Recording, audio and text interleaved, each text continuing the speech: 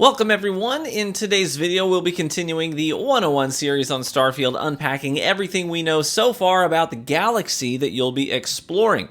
From the planets, to the systems, to the cities, and the spaces between it all. Today you'll learn a lot more about what you'll be seeing as you explore and play the game. One of the things that Starfield developer Bethesda has consistently been known for is pushing the limits in terms of the scope and scale that a video game's interactable environments can reach.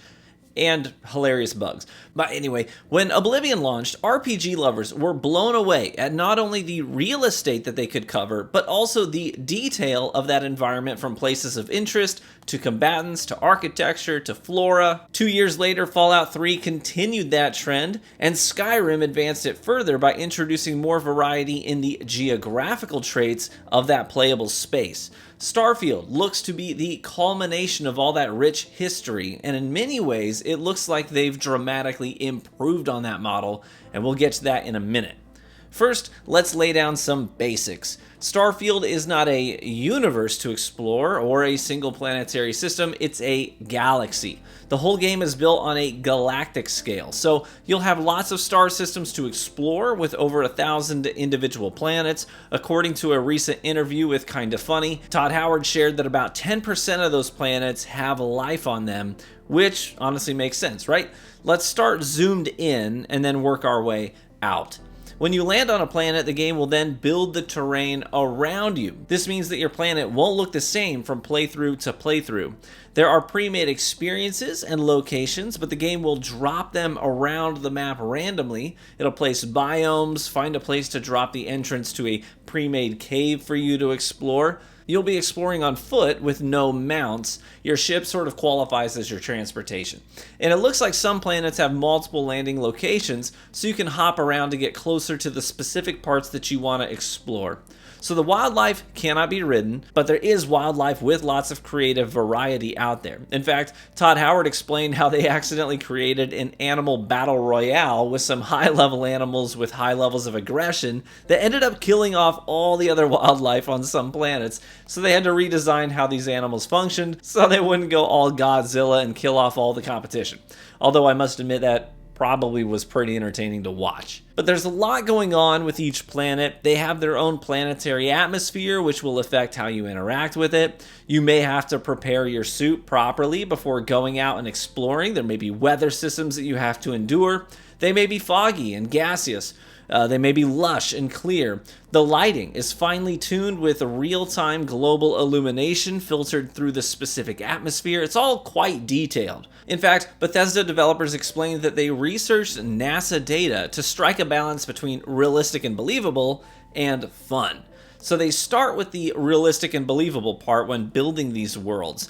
What's the atmospheric makeup and quality? What kinds of natural biomes would this planet have, and weather systems? And if there's any life on it, what would that look like organically? Then they took that realistic foundation and began to build the fun on top of it, right? The goal is that we as the player will be fully immersed in these worlds and believe what we're seeing, but the realism isn't so extreme that it holds us back from being adventurous, creative, and powerful. That same philosophy carries over to the overall aesthetic and motif, if you will, of our space exploring environments. Bethesda described it as retro analog.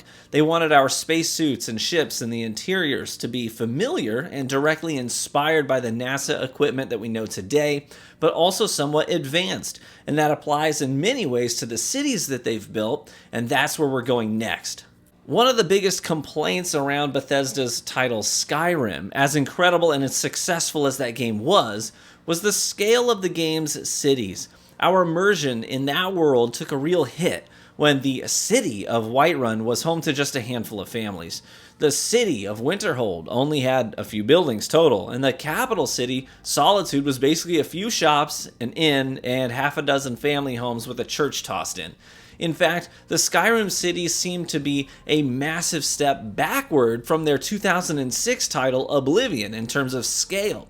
This was a disappointment for players who had enjoyed cities like Skingrad and Coral, and even the Imperial City had several districts that had to be loaded separately. Sure, the buildings looked great in Skyrim, the detail was much more polished, giving the cities more defining character, but they were just so small. The reality is that Bethesda's vision for that game was out of reach given the available tech at the time, but Starfield sheds many of those limitations, and true to Bethesda heritage, they even decided to limit the game on console to 30 frames per second so that they could go bigger with the scale of their environments, and especially their cities. The main city and central hub in Starfield is the city of New Atlantis.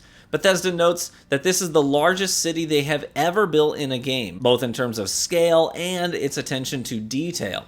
The city towers above you, and the streets at ground level are inhabited by crowds of people, restaurants and vendors, back alleys, lots of artwork and architecture that's unique to the people of New Atlantis and their culture. One thing I'm curious about is just how much of the vertical space in New Atlantis is actually explorable. The gameplay that we saw showed the player moving about at the ground level of the city. It would be a shame if those towering buildings were just things to look at to make you feel like you're in a city. Hopefully we can move up and down and not just around a two-dimensional plane in such a three-dimensional city. But not all cities share New Atlantis' refined, futuristic vibe with the safety of order and diplomacy. We also see cities like Aquila City, which is found in Freestar Collective territory. This is akin to the Wild West during the early days of American history. Some of the country had already adopted the laws and currency and stability of government rule, but the West was far away and hard to control, and many people outright defied the rule of law and substituted their own. Aquila City is the Wild West of Starfield. There's law and order, but it's upheld by strong-willed people far away from the support of a large governing body like the United Colonies.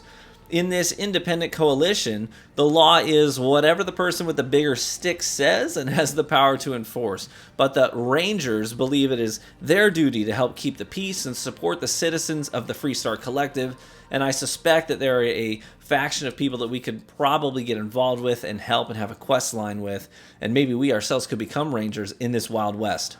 Then there's the city of Neon, also in Freestar space, but this place takes on a different tone entirely. This is more like the city of vice and pleasure. Once a fishing platform, the city of Neon was built on the discovery that selling fun was more profitable than selling sushi. Check your morality and ethics at the door when entering Neon because your inner demons call the shots here. But that also makes Neon a dangerous place, so make sure that you watch your back. Also expect that if you take on quests from powerful people here, then you're probably going to be getting your hands fairly dirty. But if you're comfortable with that and the depth of your pockets trumps the content of your character, then you might fit right in here. Also, if Megamind in a Speedo has always been a personal fantasy of yours, then grab some dollar bills and a drink and pull up a seat because Neon has you covered. Back in UC space, far away from the towering beauty of New Atlantis, you also have the mining city of Cydonia on Mars, where the hard-working blue-collar citizens help maintain the backbone of civilized space.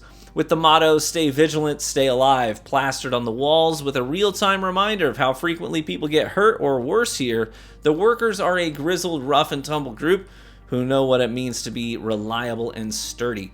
I suspect if you earn the trust of a potential companion here, they'll likely be the kind of person who can get stuff done if you take them with you on your travels. But when you go beyond civilized space and leave the colonies behind, you'll find yourself in unclaimed territory where dangerous factions and groups fight over the right to control various systems. Most people out here are here because they don't want to be subjected to law and order.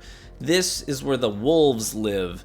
So these places may be home to great discoveries and valuable resources that haven't been snatched up yet, but the dangers are far more numerous and the likelihood of finding a friend out here is pretty slim. You'll find religious zealots who just may see you as an ideal sacrifice to appease their snake god, or you might run into members of the Crimson Fleet, who are likely what you get when you let Russian beefcake cosmonauts with a superiority complex go unfettered by societal law. As you upgrade your ship, you'll be gaining access to further away systems with ever-increasing dangers to avoid or fight, and treasures to hoard or sell. But in the spaces in between systems and planets, you may run into spontaneous dogfights with pirates and rival factions. You may find derelict spaceships and stations to explore and piece together what happened. And you may have to navigate the dangers of an asteroid field, which honestly just sounds like a really fun challenge and should be relabeled as Han Solo Simulator. But beyond that, don't forget that you'll be working alongside the Shadow Group Constellation to try to hunt down powerful artifacts from civilizations long forgotten. And this could be the difference between being a defenseless explorer in a dangerous galaxy and being the thing that everyone out there in the galaxy fears and respects. It's all up to you to decide how your legacy will be shaped and how this expansive galaxy will come to understand you. Thanks so much for watching this video. If you want to see more Starfield content, then feel free to subscribe to my channel and follow my Starfield playlist to filter out all the other content on my channel. If you're interested in outposts in Starfield or combat, then make sure you check out those videos on my channel as well. Be warm and well fed, my friends, and I hope to catch you among the stars.